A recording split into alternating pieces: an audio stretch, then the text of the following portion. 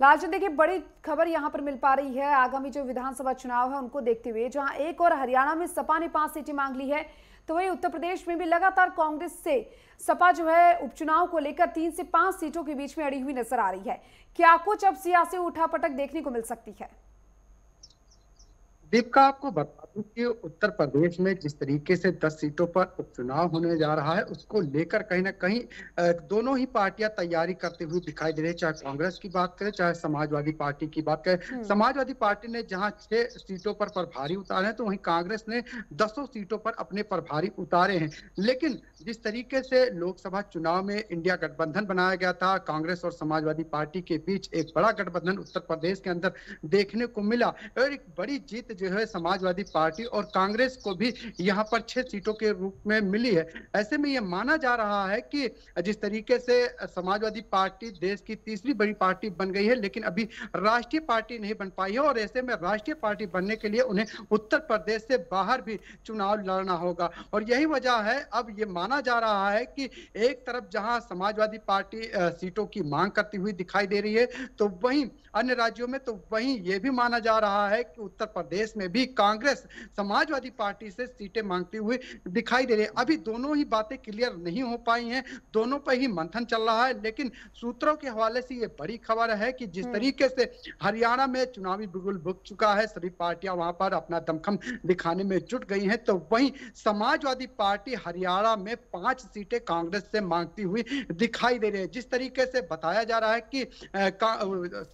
जो 11 सीटें है वहां पर यादव बाहुल है और जो 7 सीटें है वहां पर मुस्लिम बाहुल सीट है। ऐसे में कहीं ना कहीं समाजवादी पार्टी राष्ट्रीय पार्टी बनने के लिए हरियाणा में कहीं ना कहीं 5 सीटें कांग्रेस से मांगती हुई यहाँ पर दिखाई दे रहे हैं। एक तरफ जहां हरियाणा में कांग्रेस मजबूत है, तो वहीं उत्तर प्रदेश में समाजवादी पार्टी अपने आप को बहुत ज्यादा मजबूत मानती हुई दिखाई दे रही है। यही वजह है कि लोकसभा चुनाव में कहीं ना कहीं इंडिया गठबंधन के जरिए कांग्रेस को जो है एक बड़ी जीत हासिल हुई। 6 सीटों पर कहीं ना कहीं कांग्रेस ने जो है जीत हासिल की है इंडिया गठबंधन के साथ, यानी कि समाजवादी पार्टी के साथ। ऐसे में कहीं ना कहीं जहां उपचुनाव उत्तर प्रदेश में होना है 10 सीटों पर, उसको लेकर एक तरफ कांग्रेस पहले 3 सीटें मांग रही थी, लेकिन जब ये जानकारी हुई कि महाराष्ट्र हरियाणा में जो है समाजवादी पार्टी चुनाव लड़ना चाहती है, अपने आप को राष्ट्रीय पार्टी घोषित करने के लिए, ऐसे में कहीं ना कहीं अब कांग्रेस उत्तर प्रदेश में 5 सीटों पर चुनाव लड़ने की तैयारी कर रही है और 5 सीटें समाजवादी पार्टी के मुखिया अखिलेश यादव से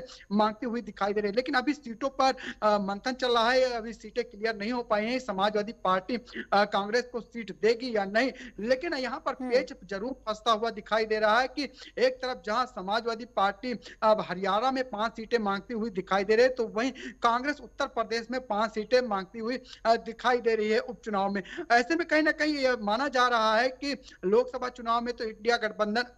सक्सेसफुल हुआ, यहाँ पर जीत हासिल हुई अच्छी खासी। लेकिन अब क्या हरियाणा में कांग्रेस समाजवादी पार्टी को सीट देती है या नहीं, क्योंकि वहां पर चुनावी बिगुल बच चुका है और लगातार जो है सीटों को लेकर मंथन चलता हुआ दिखाई दे रहा है। लेकिन उत्तर प्रदेश की बात करें तो उत्तर प्रदेश में कहीं ना कहीं कांग्रेस का कोई भी जनाधार नहीं रहा है, लेकिन लोकसभा चुनाव में समाजवादी पार्टी के बाद उनका जनाधार कहीं ना कहीं बढ़ा है और ऐसे में अपने स्तर को बढ़ाने के लिए कहीं ना कहीं कांग्रेस जो है सीटें देती है या नहीं हरियाणा में, ये देखने वाली बात होगी दीपिका। लेकिन हाँ, ये जरूर कहा जा सकता है एक बार फिर कहीं ना कहीं समाजवादी पार्टी और कांग्रेस में सीटों के लेकर कहीं ना कहीं मंथन होता हुआ दिखाई दे रहा है। जी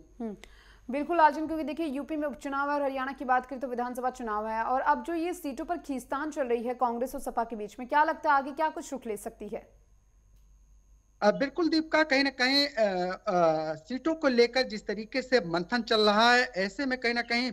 इंडिया गठबंधन साथ में रहेगा या नहीं रहेगा, ये देखने वाली बात होगी। लेकिन ये जरूर देखने को मिल रहा है कि एक तरफ जहां समाजवादी पार्टी अपने आप को उत्तर प्रदेश में मजबूत मान रही है और उपचुनाव में सभी सीटों पर चुनाव लड़ने के लिए तैयारी भी करती हुई दिखाई दे रही है और कांग्रेस भी उत्तर प्रदेश में सभी सीटों पर प्रभारी उतार कर कहीं ना कहीं चुनाव लड़ने की तैयारी कर रही है। लेकिन जिस तरीके से नतीजे आए थे, कहीं ना कहीं जो 8 सीटों पर उपचुनाव तो उसमें मात्र कांग्रेस जो है 6000 वोटों पर ही सिमट कर रह गई। ऐसे में कहीं ना कहीं कांग्रेस के लिए समाजवादी पार्टी का साथ उत्तर प्रदेश में काफी जरूरी होता है, क्योंकि अपनी जमीन को बचाने के लिए लगातार कहीं ना कहीं समाजवादी पार्टी उनका सहयोग करती हुई दिखाई दे रही है। लेकिन क्या हरियाणा में कांग्रेस समाजवादी पार्टी को सीट देती है या नहीं, ये भी एक बड़ा सवाल बना हुआ है। और ये माना जा रहा है कि जो सूत्रों के हवाले से खबर है कि समाजवादी पार्टी हरियाणा में कांग्रेस से कहीं ना कहीं 5 सीटें मांगती हुई यहां पर दिखाई दे रही है। लेकिन कांग्रेस यहां पर अखिलेश यादव को सीटें देती है या नहीं, ये भी एक बड़ा सवाल है, क्योंकि कांग्रेस कहीं ना कहीं हरियाणा में अपने आप को मजबूत मानती है और समाजवादी पार्टी उत्तर प्रदेश में मजबूत मानती है। ऐसे में जो मंथन का दौर दिखाई दे रहा है सीटों को लेकर, ये कितना कारगर साबित होगा दीपिका, ये देखने वाली बात होगी। लेकिन हाँ, ये जरूर कहा जा सकता है कि इसको लेकर कहीं ना कहीं और पार्टियां जो है इसका फायदा उठाती हुई हो सकता है दिखाई दें। जी चलिए लालचंद, बहुत बहुत शुक्रिया तमाम जानकारी को विस्तार से साझा करने के लिए। और देखिए, अगर बात उत्तर प्रदेश में करें सपा की, तो लगातार सपा से कांग्रेस सीटें मांग रही है, तो वहीं हरियाणा में सपा कांग्रेस से सीटें मांगती हुई नजर आ रही है। अब देखना होगा कि आगे ये सियासी उठापटक किस ओर रुख लेती है।